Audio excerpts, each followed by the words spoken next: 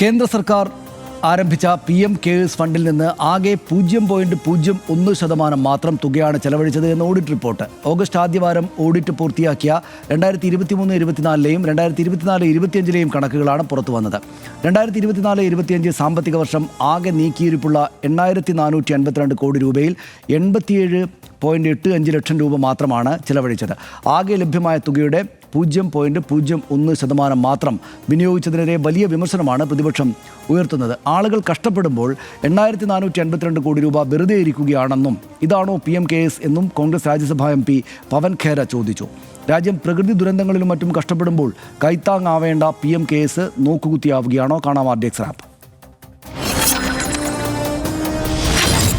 ഇക്കഴിഞ്ഞ August ആദ്യവാരമാണ് PM കെയേഴ്സുമായി ബന്ധപ്പെട്ട് പൂർത്തിയാക്കിയ ഓഡിറ്റ് വിവരങ്ങൾ പുറത്തുവന്നത്. 2023-24ലെയും 2024-25ലെയും കണക്കുകൾ പ്രകാരം PM കെയേഴ്സ് ഫണ്ടിൽ നിന്ന് ആകെ 0.03% തുക മാത്രമാണ് ചെലവഴിച്ചതെന്നാണ് റിപ്പോർട്ട്. 2024-25ൽ 8,452 കോടി രൂപ നീക്കിയിരിപ്പുണ്ടായിരുന്ന അക്കൗണ്ടിൽ ആ വർഷം ചെലവഴിച്ചത് 87 ലക്ഷം രൂപ മാത്രമാണ്. കൂടാതെ തദ്ദേശ സംഭാവനകൾ 30% കുറഞ്ഞ 479 കോടിയായതായും വിദേശ സംഭാവനകൾ 18% കുറഞ്ഞ 92.8 ലക്ഷം രൂപയായതായും ഓഡിറ്റ് റിപ്പോർട്ട് പറയുന്നു. 2020-21 കോവിഡ് കാലത്ത് 7,500 കോടിയിലേറെ രൂപ സംഭാവനയായി ലഭിച്ചെങ്കിലും തുടർന്നുള്ള വർഷങ്ങളിൽ സംഭാവന ക്രമേണ കുറഞ്ഞതായാണ് റിപ്പോർട്ട് വ്യക്തമാക്കുന്നത്. എന്നാൽ പലിശീനത്തിലും മറ്റും ലഭിച്ച തുകയാണ് ഏറ്റവും ഒടുവിലെ നീക്കിയിരിപ്പ് 8,452 കോടി രൂപയായി വർദ്ധിക്കാൻ കാരണം. വിവരാവകാശ നിയമത്തിന്റെ പരിധിയിൽ വരാത്ത PM കെയേഴ്സ് ഫണ്ടിന്റെ വാർഷിക കണക്കുകൾ 2022-23 ശേഷം പുറത്തുവിട്ടിരുന്നില്ല. RDX wrap, news Malayalam.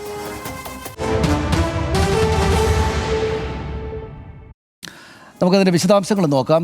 PM cares വരവ് ചെലവ് കണക്ക് ഇതുവരെ പുറത്തു വന്നിരിക്കുന്നത് നമ്മൾ ഇങ്ങനെയാണ് കാണുന്നത്. 2019-20 സാമ്പത്തിക വർഷം 3,077 കോടി രൂപ സംഭാവനയായി ലഭിച്ചു. 2019-20 സാമ്പത്തിക വർഷത്തെ ക്ലോസിംഗ് ബാലൻസ് 3,076.62 കോടി രൂപയാണ്. 2020-21 സംഭാവനയായും ബാങ്ക് പലിശയായും PM കെയേഴ്സിലേക്ക് 7,914 കോടി രൂപയാണ് ലഭിച്ചത്. മുൻ ബാലൻസ് അടക്കം 2020-21 ആകെ അക്കൗണ്ടിൽ ഉണ്ടായിരുന്നത് 10,990 കോടി രൂപ ആയിരുന്നു. 2020-21 സാമ്പത്തിക വർഷം ആകെ 3,976 കോടി രൂപ ചെലവഴിച്ചു. ഓർക്കണം, അത് കോവിഡ് ഉള്ള കാലമാണ്. ക്ലോസിംഗ് ബാലൻസ് 7,013.99 കോടി രൂപ. 2021-22 സാമ്പത്തിക വർഷം സംഭാവനയായും ബാങ്ക് പലിശയായും 2,118 കോടി രൂപ കൂടെ ലഭിച്ചു. മുൻ ബാലൻസ് അടക്കം 2021-22 ആകെ അക്കൗണ്ടിൽ ഉണ്ടായിരുന്നത് 9,131.94 കോടി രൂപയാണ്. 2021-22 ആ സാമ്പത്തിക വർഷം ആകെ 3,716 കോടി ചെലവഴിച്ചു. അതും കോവിഡ് കാലമായിരുന്നു. ക്ലോസിംഗ് ബാലൻസ് 5,415 കോടി രൂപ. 2022-23 സാമ്പത്തിക വർഷം സംഭാവനയായും ബാങ്ക് പലിശയായും 1,306 കോടി രൂപ ലഭിച്ചു. മുൻ ബാലൻസ് അടക്കം 2022-23 അക്കൗണ്ടിൽ ഉണ്ടായിരുന്നത് 6,721 കോടി രൂപ. 2022-23 സാമ്പത്തിക വർഷം ആകെ ചെലവഴിച്ചത് 438 കോടി രൂപ മാത്രമാണ്. അവിടെ കോവിഡ് കഴിഞ്ഞിട്ടുണ്ട്. അപ്പോൾ അതിനുശേഷം പിന്നെ ചെലവഴിച്ചത് ആകെ 438 കോടി രൂപ മാത്രമാണ്. ക്ലോസിംഗ് ബാലൻസ് അതുകൊണ്ട് തന്നെ 6,283 കോടി രൂപ. 2023-24 സാമ്പത്തിക വർഷം സംഭാവനയായും ബാങ്ക് പലിശയായും 905 കോടി രൂപ ലഭിച്ചു. മുൻ ബാലൻസ് അടക്കം 2023-24 അക്കൗണ്ടിൽ ഉണ്ടായിരുന്നത് 7,186.63 കോടി രൂപയായിരുന്നു. 2023-24 സാമ്പത്തിക വർഷം ആകെ 16 കോടി മാത്രമാണ് ചെലവഴിച്ചത്. ക്ലോസിംഗ് ബാലൻസ് 7,173.03 കോടി രൂപ. 2024-25 സംഭാവനയായും ബാങ്ക് പലിശയായും റീഫണ്ടായും 1,280 കോടി രൂപ. റീഫണ്ട് എന്ന് വെച്ചാൽ അതിൻ്റെ പലിശ അക്കൗണ്ടിലെത്തി. മുൻ ബാലൻസ് അടക്കം 2024-25 അക്കൗണ്ടിൽ ഉണ്ടായിരുന്നത് 8,452.94 കോടി രൂപ ആണ് എന്നതാണ് ഇപ്പോഴത്തെ നിലയായിട്ട് പുറത്തു വന്നിരിക്കുന്നത്. 2024-25 സാമ്പത്തിക വർഷം ആകെ 87 ലക്ഷം രൂപ മാത്രമാണ് ചെലവഴിച്ചത്. ക്ലോസിംഗ് ബാലൻസ് അതുകൊണ്ട് തന്നെ 8,452.06 കോടി രൂപ. 2023-24 സേവിങ്സ് അക്കൗണ്ട് ഫിക്സിംഗ് അക്കൗണ്ടാക്കി മാറ്റിയതോടെ പലിശ നിരക്ക് വർദ്ധിക്കുകയും ചെയ്തിട്ടുണ്ട്. അതുകൊണ്ടുകൂടിയാണ് ഈ നമ്മൾ കാണുന്ന തുകയിലേക്ക് കാര്യങ്ങൾ എത്തി നിൽക്കുന്നത്. ഹർഷ, ഇതെപ്പോഴും എല്ലാവരും ആദ്യം ഓർക്കുക, നമ്മൾക്ക് ഏറ്റവും വലിയൊരു ദുരന്തമുണ്ടായ കാലത്ത് പ്രധാനമന്ത്രിയിൽ നിന്ന് കേന്ദ്ര സർക്കാരിൽ നിന്ന് ലഭിക്കേണ്ട അത്രക്ക് തുക നമ്മൾ ആവശ്യപ്പെട്ട അത്രക്ക് തുക ലഭിച്ചില്ല എന്നതാണ്. അപ്പോൾ പക്ഷേ അവിടെ ലോഡ് കണക്കിന് പണം PM കെയേഴ്സിൽ ഉണ്ടായിരുന്നു. അതെ, അത് മാത്രമല്ല തനിഷേ, ഇത് കോവിഡ് കാലത്താണല്ലോ PM കെയേഴ്സ് എന്നുള്ള ഒരു സംവിധാനം ഉണ്ടാവുന്നത്. അപ്പോൾ ആ കോവിഡ് കാലത്തെന്നാൽ ചെലവഴിക്കാൻ വേണ്ടി കിട്ടിയ തുകയുടെ എത്ര ചെലവഴിച്ചു എന്ന് നോക്കിയാൽ 10,000 കോടി കയ്യിലുള്ളപ്പോൾ 3,000 ചെലവഴിച്ചിട്ടുള്ളൂ. അതായത് അതായിരുന്നു ഈ രാജ്യത്തിൻ്റെ ആവശ്യം? അല്ല, അങ്ങനെ പരിഹരിക്കാവുന്ന ഒരു സാഹചര്യത്തിലായിരുന്നു രാജ്യം? എത്ര ആളുകൾ മരിച്ചു, എന്തെല്ലാം തരത്തിലുള്ള ദുരിതങ്ങളുണ്ടായി, എത്ര ആളുകൾക്ക് തൊഴിൽ നഷ്ടപ്പെട്ടു, എല്ലാവരും അങ്ങ് ബൗൺസ് ബാക്ക് ചെയ്തു, ഒറ്റയടിക്ക് കോവിഡിന് ശേഷം രക്ഷപ്പെട്ടു എന്ന് കരുതാനാവുമോ? അങ്ങനെയല്ലല്ലോ. എന്നേക്കുമായി വലിയ തകർച്ചയിലേക്ക് പോയ എത്ര പേരുണ്ട്? അപ്പോൾ 3,000 കോടി ചെലവഴിക്കുന്നത് 10,000 കോടി പോക്കറ്റിൽ വെച്ചിട്ടാണ്. നമ്മൾ നാട്ടിലൊക്കെ കണ്ടിട്ടില്ലേ, എല്ലായിടത്തും ഉണ്ടാവും ഭയങ്കര പിശുക്കന്മാരായ ചില ആളുകളുണ്ട്. അതായത് കനത്ത പണം കയ്യിലുണ്ടാവും, അതിൻ്റെ പലിശ ഇങ്ങനെ പെരുകുന്നത് കണ്ട് സന്തോഷിക്കും. അതല്ലാതെ 1 രൂപ നെറ്റിയിൽ പോറാനുള്ള ഉപകാരം ചെയ്യില്ല. അതാണ് ഇപ്പോൾ PM കെയറിൻ്റെ നടത്തിപ്പുകാർ ചെയ്തുകൊണ്ടിരിക്കുന്നത്, അതിൻ്റെ മേൽനോട്ടക്കാരായ കേന്ദ്ര സർക്കാർ ചെയ്തുകൊണ്ടിരിക്കുന്നത്. അതായത് ഒന്ന് ആലോചിക്കുക, 8,000 ചില്ലുവാൻ കോടി രൂപ അക്കൗണ്ടിൽ കിടക്കുകയാണ്. കഴിഞ്ഞ വർഷം ആകെ ചിലവാക്കിയത് 1 കോടിയിൽ താഴെ 87 കോടി രൂപയാണെന്നൊന്ന് ആലോചിച്ച് നോക്കും. അല്ല, 80 ലക്ഷം. 1 കോടിയിൽ താഴെ, 1 കോടിയിൽ താഴെ. വായിൽ വരുന്നില്ല. ഈ 8,000 കോടിയിൽ നിന്ന് 87 ലക്ഷത്തിലേക്ക് നമുക്ക് വരുന്നില്ല. കാരണം ഈ രാജ്യത്ത് ഒരു പ്രശ്നമില്ലായിരുന്നു. അങ്ങനെ ഒരു സഹായം അർഹിക്കുന്ന പ്രശ്നങ്ങളൊന്നും കഴിഞ്ഞ വർഷം കണ്ടില്ലേ? കഴിഞ്ഞ ഈ വർഷങ്ങളില്ല. അപ്പോൾ അതിന് മുമ്പ് 12 കോടിയാണ് ചിലവഴിച്ചിരിക്കുന്നത്. അതിനിടയ്ക്ക് ഇത് കണ്ട് ആസ്വദിക്കുകയാണ്. എന്ത് 93% FDയിലാണ് ഈ പൈസ കിടക്കുന്നത്. അതിങ്ങനെ പെരുകും. ആ പലിശ പെരുകുന്നത് കണ്ട് സന്തോഷിക്കുക, അല്ലാതെ നാട്ടുകാർക്ക് ഗുണം ചെയ്യാതിരിക്കുക. ഇതാണ് ഈ മനസ്ഥിതി. എങ്ങനെയാണ് നമുക്ക് വിശേഷിപ്പിക്കാനാവുക? അതിൻ്റെ പേര് PM കെയേഴ്സ് എന്നല്ലേ. ആ നിലയ്ക്കുള്ള പരിഗണന ഓരോ സമയത്തും നൽകേണ്ടതല്ലേ. ഇപ്പോൾ സംസ്ഥാന സർക്കാർ കേരളത്തിൽ ഇവിടെ വലിയ ദുരന്തമുണ്ടായി, പല ആവർത്തി ആവശ്യപ്പെട്ടു. അപ്പോൾ എന്താണ്, കേന്ദ്രം പല കാരണങ്ങൾ പറഞ്ഞതൊക്കെ നീട്ടിക്കൊണ്ടുപോയി, സഹായം നൽകാതെ. ഒരു ദുരന്തകാലത്തും കേരളം അർഹിക്കുന്ന പണം കൊടുത്തിട്ടില്ല എന്നുള്ളത് വാസ്തവമാണ്. പക്ഷേ ഏറ്റവും വലിയ രാജ്യം കണ്ട ഏറ്റവും വലിയ ദുരന്തങ്ങളിലൊന്നും സംഭവിക്കുമ്പോൾ പോലും മുഖം തിരിഞ്ഞു നിന്നു. അദ്ദേഹം പ്രധാനമന്ത്രി ഇവിടെ വന്ന് കുട്ടിയെ ആശ്വസിപ്പിച്ച് സന്തോഷിപ്പിച്ച് സ്നേഹിച്ചിട്ട് പോയി. പക്ഷേ അതിനപ്പുറത്ത് എന്തെങ്കിലും തരത്തിലുള്ള ഒരു സഹായം ആ ഘട്ടത്തിൽ ഉണ്ടാകാതെ ഇവിടെ മുറവിളി കൂട്ടിയ ആളുകൾ. പിന്നെ കിട്ടിയ സഹായം തന്നെ എത്രത്തോളം കഷ്ടപ്പെട്ടിട്ടാണ് കിട്ടിയതെന്ന് ആലോചിക്കണം. പിന്നെ ലോണായിട്ടും പലതായിട്ടും ഒക്കെയാണ് നമുക്ക് കിട്ടുന്നത്. അപ്പോൾ അത് ഒരു ശരിയായ സംഗതിയല്ല. മാത്രമല്ല, ഇതിന് കൂടുതൽ സുതാര്യത വേണ്ടതുണ്ട്. ഈ PM കെയർ ഫണ്ടിന് കൂടുതൽ സുതാര്യത വേണ്ടതുണ്ട് എന്ന കാര്യത്തിൽ ഒരു സംശയവുമില്ല. 87.85 ലക്ഷം കോടി മാത്രം, അതായത് 0.01% മാത്രം ചെലവഴിച്ചിട്ടുള്ള ഈ കാലത്ത് ഈ രാജ്യത്ത് നടന്നിട്ടുള്ള കാര്യങ്ങൾ എന്തൊക്കെയാണ് സനീഷേ? അതായത് അസം പ്രളയം ഉണ്ടായി 2026 തന്നെ സംഭവിച്ചതാണ്. 2026 100-ലധികം പേർ അസം പ്രളയത്തിൽ മരിച്ചു. 10 ലക്ഷത്തിലധികം പേർക്ക് ബാധിതരാണ്. സംസ്ഥാനം കൂടുതൽ ഫണ്ട് ആവശ്യപ്പെട്ടിട്ടുണ്ട്. ഇനിയിപ്പം പ്രതിപക്ഷ പാർട്ടികൾ ഭരിക്കുന്ന സംസ്ഥാനങ്ങളോടുള്ള വിവേചനം എന്ന് കരുതാൻ പോലും പറ്റാത്ത അവസ്ഥയിലാണ്. ഇത് BJP ഭരിക്കുന്ന സംസ്ഥാനങ്ങളിൽ ഉണ്ടാവുന്ന ദുരന്തങ്ങളോട് പോലും ഇന്ന് PM കെയർസിൽ നിന്ന് പിടിച്ചോ ഇന്ന ചില പൈസ എന്ന് ഒരു നിലപാട് കേന്ദ്ര സർക്കാർ സ്വീകരിച്ചിട്ടില്ല. PM കെയറിൽ നിന്ന് ഫണ്ട് വന്നിട്ടില്ല, അവിടെ വന്നിട്ടില്ല. ഈ പ്രകൃതി ദുരന്തങ്ങളെല്ലാം നിരന്തരം തുടർച്ചയായി സഹായം നിഷേധിക്കൽ ഇങ്ങനെ സംഭവിച്ചുകൊണ്ടിരിക്കുക. 2025 ഹിമാചൽ പ്രദേശിൽ വലിയ ക്ലൗഡ് ബേസ്റ്റ് ഉണ്ടായി, വലിയ ലാൻഡ് സ്ലൈഡുകൾ ഉണ്ടായി. 360 പേരാണ് മരിച്ചത്. 4,000 കോടിയുടെ നഷ്ടമാണെന്ന് കണക്കാക്കിയത്. എവിടെ? അവിടെയും PM കെയർസിൽ നിന്നൊന്നും ചെന്നിട്ടില്ല. ഇപ്പോൾ ഈ മറ്റ് ഹിമാലയൻ ദുരന്തങ്ങളെല്ലാം, ഈ ഉത്തരാഖണ്ഡിലുണ്ടായ ദുരന്തം ഞാനിങ്ങനെ കണക്കെടുക്കുകയായിരുന്നു. ഈ സമയത്തുണ്ടായ ദുരന്തങ്ങൾ 63 പേര് അവിടെ മരിച്ചിട്ടുണ്ട്. റയാസി ലാൻഡ് സ്ലൈഡിൽ 32 പേര് മരിച്ചിട്ടുണ്ട്. അവിടെയും ഇല്ല. ഇപ്പോൾ ഈ സംസ്ഥാനങ്ങൾ ആവശ്യപ്പെടുമ്പോൾ ഓരോ ഘട്ടത്തിലും, ഇപ്പോൾ കേരളം അടക്കമുള്ള സംസ്ഥാനങ്ങൾ, പഞ്ചാബിൽ 2025 പ്രളയത്തിൽ 40 വർഷത്തിനിടയിലെ ഏറ്റവും വലിയ പ്രളയമാണ് അവിടെ നടന്നത്. 57 ഏറെ മരണങ്ങൾ അവിടെ സംഭവിച്ചു. 20 ലക്ഷം പേരെയാണത് ബാധിച്ചത്. PM കെയറിൽ നിന്നൊരു കാശ് അങ്ങോട്ട് പോയിട്ടില്ല. അത് മാത്രമല്ല, ഇതിനകത്ത് എന്താ പ്രശ്നം എന്ന് വെച്ചാൽ, ഇത് എന്തിനാണ് ഈ RTIയിൽ നിന്നെല്ലാം ഒഴിവാക്കി നിർത്തിയിരിക്കുന്നത് PM കെയർ ഫണ്ടിനെ? അതങ്ങനെ ഒഴിവാക്കി നിർത്തേണ്ടതല്ലോ. ഇതിപ്പോൾ ഇനിയിപ്പോൾ RTIയിൽ നിന്ന് ഒഴിവാക്കി നിർത്തിയാലും പ്രത്യേകിച്ച് കാര്യമൊന്നുമില്ല എന്നുള്ളതാണ്. കാരണം കാശെങ്കും പോകുന്നില്ല, അവിടെ ഇരുന്ന് ഇരട്ടിക്കുകയല്ലേ എന്നുള്ള അവസ്ഥയിലേക്ക് അത് പോയിരിക്കുകയാണ്. അത് ശരിയല്ലല്ലോ. ഇതിന് ഓഡിറ്റ് ഉണ്ടാവണ്ടേ? ഈ സ്വകാര്യ ഓഡിറ്റിങ്ങിനപ്പുറത്ത് കൃത്യമായി സർക്കാരിൻ്റെ നിയന്ത്രണത്തിലുള്ള CAGയുടെ മേൽനോട്ടമുള്ള ഒരു ഫണ്ടായി തന്നെ അത് നിലനിൽക്കേണ്ടതാണെന്നുള്ള കാര്യത്തിൽ ഒരു സംശയവുമില്ല. കാരണം ആർക്കും ഗുണമില്ലാതെ ഇങ്ങനെ നിധി പോലെ കുറേ പണം അവിടെ സൂക്ഷിച്ചു വെച്ചിട്ട് എന്ത് പ്രയോജനം? കോവിഡ് കാലത്തിനാണെങ്കിൽ കോവിഡ് കാലത്ത് ആകെ ചിലവാക്കിയത് അതിനകത്തൊന്നും 3,000 കോടി, പോക്കറ്റിലുള്ളത് 10,000 കോടി. അത് എങ്ങനെയാണ് നീതീകരിക്കാനാവുന്ന ഒരു നടപടിയാവുക? എന്ത് കാര്യമാണ് സർക്കാർ എപ്പോഴും ചെയ്യുന്നത്? എന്താണ് സർക്കാർ ഇങ്ങനെ പലിശ കൂടാൻ വേണ്ടിയിട്ട് കാശ് സൂക്ഷിച്ചു വെച്ചിട്ടല്ലല്ലോ കാര്യങ്ങൾ ചെയ്യുന്നത്. ഒരു ബിസിനസ് നടത്തുകയല്ലേ സർക്കാർ ചെയ്യുന്നത്. അതിന് റൊട്ടേഷൻ സംഭവിച്ചുകൊണ്ടിരിക്കുമല്ലോ. ഇപ്പോൾ ഇന്ന് ഈ പൈസ എടുത്ത് ചിലവഴിച്ചാൽ നാളെ അയ്യോ ഒന്നും പൈസയില്ല. ഇതെങ്ങനെ ഒരു കുടുംബം നടത്തുന്ന പോലെയാണോ ഇത് കൈകാര്യം ചെയ്യേണ്ടത്? അല്ലല്ലോ. അപ്പോൾ അടുത്ത തലമുറയ്ക്ക് വേണ്ടി കരുതി വെക്കാൻ വേണ്ടിയിട്ട് ഇങ്ങനെ ഫണ്ട് കരുതി വെക്കേണ്ട കാര്യമില്ലല്ലോ. ഇങ്ങനെ അല്ലല്ലോ അത് ഫണ്ട് കരുതി വെക്കേണ്ടത്. പക്ഷേ അത് ചെയ്യുന്നത് ഒരു ഉത്തരവാദിത്വമില്ലായ്മയാണ് എന്നുള്ള കാര്യത്തിൽ ഒരു സംശയവും വേണ്ട. പിന്നെ മാത്രമല്ല, ഇത് ഈ അക്കൗണ്ടിൻ്റെ വിവരങ്ങൾ പുറത്തു വരുന്നത് വൈകിയാണ്. 1.5-2 വർഷം കഴിഞ്ഞിട്ടാണ് ഈ അക്കൗണ്ട് വിവരങ്ങൾ പുറത്തു വിടുന്നത്.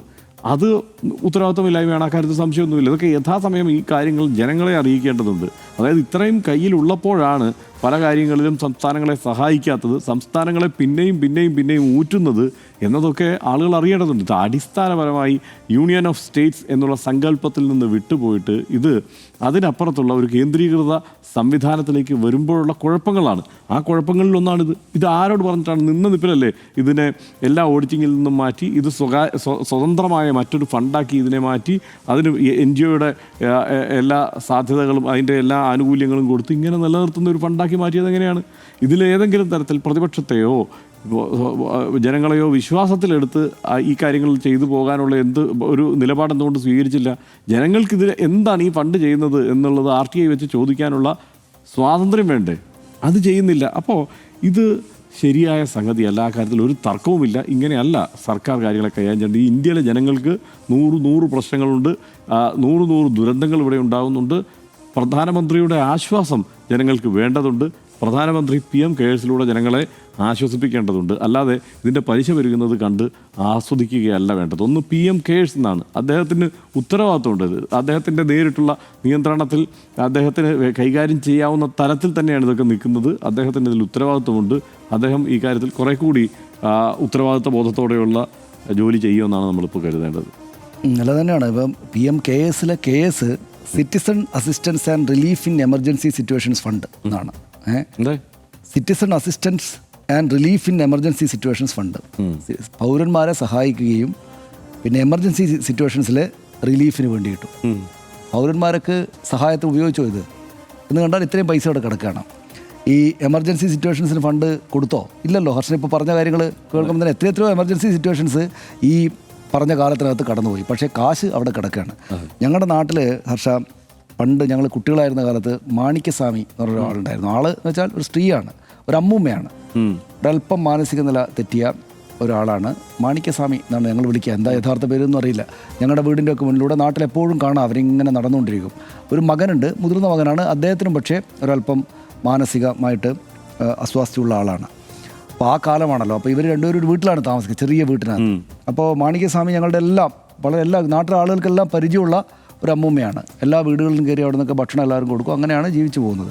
അവർ മരിച്ചപ്പോൾ ഞാൻ ചെറിയ കുട്ടിയാണ്. അപ്പോൾ അവരുടെ വീട്ടിലേക്ക് പോയത് എനിക്ക് ഓർമ്മയുണ്ട്. അപ്പോൾ എന്താ നാട്ടിലെ ആളുകളെല്ലാം വന്നിട്ട് വീട്ടിൽ നിന്ന് മൃതദേഹം എടുക്കാനും മറ്റുമൊക്കെ സഹായിക്കാൻ പറ്റും ചെയ്യുമ്പോൾ ആ വീട് പരിശോധിച്ചപ്പോൾ അതിനകത്ത് മുഴുവൻ കാശായിരുന്നു, പണം. ഒരു ഭാഗത്ത് നാണയങ്ങൾ കുപ്പിയിലിട്ട് വെച്ചിരിക്കുന്നു. അന്ന് അങ്ങനെയാണല്ലോ, നാണയങ്ങളും കൂടെ വലിയ പൈസ തുകകളിലാണല്ലോ. ഇന്നതുപോലെയല്ല. ഈ നോട്ട് കെട്ടുകൾ ചെറിയ ചെറിയ കെട്ടുകളാക്കിയിട്ട് പല സ്ഥലങ്ങളിലായിട്ട് പല കെട്ടുകളും ദ്രവിച്ചിരുന്നു പണം. എന്നുവെച്ചാൽ അവർ കൊണ്ടുപോയി വെക്കുന്നവർക്ക് ഓർമ്മയില്ലാത്ത കാലത്തിലേക്ക് എത്തി. അപ്പോൾ ഒരുപാട് പൈസ ഉണ്ടായിരുന്നു.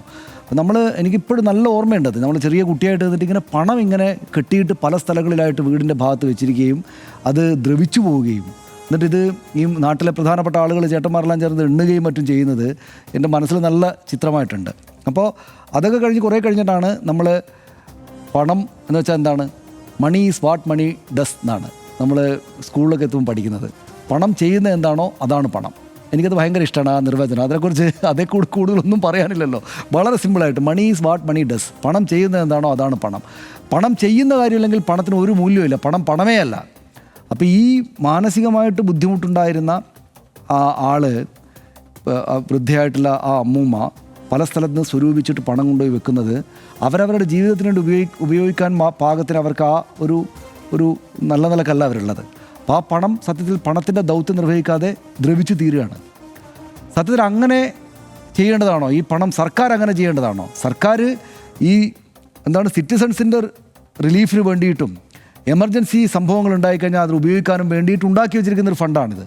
അതും ആ ഫണ്ടിനെ സകലമാന ക്വസ്റ്റ്യനിങ്ങിൽ നിന്നും നിർമുക്തമാക്കി വെച്ചിട്ട് ഒരു ആരാലും ചോദ്യം ചെയ്യപ്പെടാത്ത ഒരു കാര്യമായിട്ട് ഇങ്ങനെ PMKS വെച്ചിരിക്കുകയാണ്. ഇപ്പോൾ കോവിഡ് വന്നപ്പോൾ പെട്ടെന്ന് മനുഷ്യർ അവരവരുടെ ജീവിതം എത്രമാത്രം നശ്വരമാണ് എന്നോർത്തു. എപ്പോഴും വേണമെങ്കിലും മരിച്ചു പോകാവുന്ന ഒരു സംഗതി, നമ്മൾ ആരോഗ്യമുള്ള ആളുകൾ തന്നെയും എപ്പോൾ വേണമെങ്കിലും തട്ടിപ്പോകാവുന്ന ഒരവസ്ഥയിലാണെന്ന് മനുഷ്യർ അവരവരുടെ ജീവിതം വളരെ നൈമിഷികമാണല്ലോ എന്ന് ചിന്തിച്ച കാലത്ത് വലിയ പണക്കാരൊക്കെ എങ്ങനെ ആളുകളെ സഹായിക്കാം എന്നതിലേക്ക് എല്ലാവരും എത്തിച്ചേർന്നൊരു കാലമാണ്. അപ്പോൾ PMKS ഒരു ഫണ്ട് ഉണ്ടായപ്പോൾ എല്ലാവരും കൂടെ കണ്ടില്ല, ആദ്യത്തെ 2 വർഷങ്ങളിൽ വെച്ചാൽ കുമിഞ്ഞു കൂടുകയായിരുന്നു പണം. അതിനീ പറയുന്ന പോലെ ടാക്സ് വേഷനൊക്കെ കൊടുത്തോട് കൂടിയിട്ട് പണം വന്നിങ്ങനെ വന്ന് മറിഞ്ഞു. അപ്പോൾ എന്ത് സംഭവിച്ചു? അതിനകത്ത് വന്ന് നമ്മൾ സ്വാഭാവികമായിട്ട് വിചാരിക്കുക, അർഷ നേരത്തെ പറഞ്ഞു, നമ്മൾ സ്വാഭാവികമായിട്ട് വിചാരിക്കും ഇത് ആളുകൾക്ക് വേണ്ടി കൊടുക്കും എന്നാണ്. ഇങ്ങനെ പണം വന്ന് കുമിയുന്നു, അതിന് മറ്റെല്ലാ തരത്തിൽ. അപ്പോൾ ആളുകൾ അവരുടെ ഹൃദയവിശാലതയാൽ വന്ന് പണമിട്ടത് എടുത്ത് എല്ലാവർക്കും കൂടെ കൊടുത്ത ആളുകളുടെ ബുദ്ധിമുട്ട്. പണ്ട് പ്രധാനമന്ത്രി വന്നപ്പോൾ 15 ലക്ഷമോ 50 ലക്ഷമോ എനിക്കിപ്പോൾ ഓർമ്മയില്ല സത്യം പറഞ്ഞാൽ, 15 ലക്ഷം രൂപ എല്ലാവർക്കും കൊടുക്കുന്നൊക്കെ പറഞ്ഞു. അത് പിന്നീട് പക്ഷേ അങ്ങനെയൊന്നും പറഞ്ഞിട്ടില്ല എന്നൊക്കെ പറഞ്ഞിട്ട് BJP പ്രവർത്തകരും നേതാക്കളും തന്നെ അതിനെ തമാശയാക്കി ഇട്ടു. പക്ഷേ ഇത് അവിടെ പണമായിട്ട് കിടക്കുന്നുണ്ട്. റിലീഫ് ആവശ്യമുള്ള മനുഷ്യർ രാജ്യത്തെമ്പാടും, ഈ മഹാരാജ്യത്തെമ്പാടും റിലീഫ് ആവശ്യമുള്ള മനുഷ്യരുണ്ട്. റിലീഫ് ആവശ്യമുണ്ടാകുന്ന എമർജൻസി സിറ്റുവേഷൻസ് നമ്മുടെ നാട്ടിലെ ഈ കാലാവസ്ഥാ പ്രശ്നങ്ങൾ കൊണ്ടൊക്കെ അങ്ങനെ സംഭവിച്ചുകൊണ്ടേയിരിക്കുന്നുണ്ട്. അപ്പോൾ ഈ പണം എന്തുകൊണ്ട് കൈകാര്യം ചെയ്യുന്നില്ല? അപ്പോൾ നമ്മളീ പറയുന്നത് പോലെ അല്ല, അത് അത്രയ്ക്ക് ലളിതമായിട്ടുള്ള കാര്യമല്ല. ഒരു രാജ്യത്തിൻ്റെ വലിയ സമ്പത്താണ്, രാജ്യം ഇങ്ങനെ ശേഖരിക്കുന്നതാണ്. അത് നിങ്ങളീ പറയുന്നത് എല്ലാവർക്കും 15 ലക്ഷമോ അല്ല 20 ലക്ഷമോ വെച്ച് കൊടുത്തേക്കെന്ന് പറഞ്ഞാൽ തീരുന്നില്ല എന്ന് നമുക്കറിയാം. പക്ഷേ അതിനൊരു പ്രത്യേക മാനദണ്ഡം ഉണ്ടാക്കിയിട്ട് ഈ സംസ്ഥാനങ്ങളെ, അസമിൻ്റെയൊക്കെ കാര്യം നമ്മൾ വിഷ്വലിൽ കാണുന്നില്ല. എന്തൊരു സങ്കടകരമായ അവസ്ഥയാണ്. ഇവിടെ ഒരു പ്രളയം ഉണ്ടാകുമ്പോൾ തന്നെ നമ്മൾ കഴിഞ്ഞ തവണ പ്രശ്നം ഉണ്ടായപ്പോൾ നമ്മൾ ഈ റാന്നിയിലും പത്തനംതിട്ടയിലൊക്കെ ഈ ഓണത്തിന് കാലത്തേക്ക് വേണ്ടി ശേഖരിച്ച് വെച്ചിരിക്കുന്ന സംഗതികളെല്ലാം ഒലിച്ചു പോയിട്ട് വലിയ സങ്കടപ്പാടിലായിപ്പോയി മനുഷ്യർ. അപ്പോൾ നമ്മൾ വലിയ പ്രളയം എന്നതില്ലാത്തപ്പോൾ തന്നെ നമ്മൾ ഇങ്ങനെ കാണുകയാണ് മനുഷ്യരുടെ അതാത് കാലത്തെ ജീവിതം ആകപ്പാടെ ദുരിതത്തിലായി പോവുകയാണ്, അവരുണ്ടാക്കി വെച്ചിരിക്കുന്ന മുഴുവൻ പോവുകയാണ്. അപ്പോൾ അങ്ങനെ അസമിലും മറ്റു സംസ്ഥാനങ്ങളിലും നമ്മുടെ ചൂരൽമലയിലുമൊക്കെ പെട്ടെന്ന് ഇല്ലാതായിപ്പോയ ജീവിതത്തെ സഹായിക്കാനല്ലാതെ പിന്നെ എന്തിനാണ് ഈ പണം ചെയ്യുന്ന കാര്യം ചെയ്യുന്നില്ലെങ്കിൽ പിന്നെ പണം അതെന്തിനാണ് വെച്ചിരിക്കുന്നത്? ഇപ്പം നമ്മൾ ഏതെങ്കിലും ഒരു വ്യക്തിയായിരുന്നെങ്കിൽ ഒരു നമ്മൾ പിശുക്കനൊക്കെ വിളിക്കുന്നവരിൽ വ്യക്തിയാണെങ്കിൽ എല്ലാ ദിവസവും ഫോൺ നോക്കിയിട്ട് സ്വന്തം അക്കൗണ്ടിൽ ഇത്രയും പൈസ ഉണ്ടെന്ന് കണ്ട് സന്തോഷിക്കാൻ, ഇത് പക്ഷേ ഒരു പൊതുപ്രവർത്തകനല്ലേ പ്രധാനമന്ത്രിയുടെ ഫണ്ട് എന്ന് പറയുന്നത് ഒരു ഫണ്ടല്ലേ. അപ്പോൾ അത് കണ്ടിട്ട് ഒരാൾക്ക് വ്യക്തിപരമായിട്ട് സന്തോഷിക്കാനോ അല്ലെങ്കിൽ ഒരു ടീമിനാകെ സന്തോഷിക്കാനോ ഒന്നുമില്ലല്ലോ. അത് മനുഷ്യർക്ക് സഹായിക്കാൻ വേണ്ടിയിട്ടുള്ള പൈസയാണ്. ഇപ്പോൾ അത് കൊടുത്തു തീർത്താലും പിന്നെ അതിനുവേണ്ടി വിതരണം ചെയ്താലും വന്ന് കുമിയും. കാരണം ആളുകൾ അങ്ങനെ സഹായിക്കാൻ മറ്റൊക്കെ ഇപ്പോഴും ഉണ്ട്. ഇപ്പോൾ ഇത് ചിലവാക്കാത്തത് കൊണ്ട് ഇതെവിടെയും PMKS എന്ന് പറഞ്ഞ് ചിലവഴിക്കുന്നതായിട്ട് കാണുന്നില്ലാത്തതുകൊണ്ട് മനുഷ്യൻ അങ്ങോട്ട് കൊടുക്കുന്നില്ല എന്നേ ഉള്ളൂ. പിന്നെ ഒരു കാര്യം കൂടിയുള്ള 2 ഫണ്ട് യഥാർത്ഥത്തിൽ ദേശീയ സർക്കാരിൻ്റെ കീഴിൽ ഈ ദുരിതാശ്വാസ പ്രവർത്തനങ്ങൾക്ക് വേണ്ടിയുണ്ട് 2 ഫണ്ട്. അപ്പോൾ 2 ഫണ്ട് എല്ലാത്തരം നിയമങ്ങളും പാലിച്ചുണ്ടായിരിക്കുമ്പോഴാണ് ഈ PMKS എന്ന് പറയുന്ന ഈ ഒരു പ്രതിപക്ഷ പാർട്ടികളൊക്കെ വല്ലാത്ത തോതിൽ എതിർക്കുന്ന ഇങ്ങനൊരു സംവിധാനം വന്നത്. ശരി, അങ്ങനെ ഒരു സംവിധാനം ഉണ്ടെങ്കിലും അത് പിന്നെ മറ്റുള്ളവർക്ക് വേണ്ടി ഉപയോഗിക്കുന്നുണ്ട് സമയാസമയത്ത് എന്നായിരുന്നെങ്കിൽ നമുക്ക് ഈ പറയുന്ന പോലെ ബുദ്ധിമുട്ടുണ്ടാകുമായിരുന്നില്ല. നമ്മൾ പിന്നെ എന്താണ് ഒരു സ്റ്റേബിളായിട്ട് കാര്യങ്ങളെക്കുറിച്ച് ആലോചിച്ച് തീരുമാനങ്ങൾ എടുക്കാൻ പറ്റാത്ത ഒരാൾ പിന്നെ എൻ്റെ മരണസമയത്ത് ആ വീട്ടിൽ നിന്ന്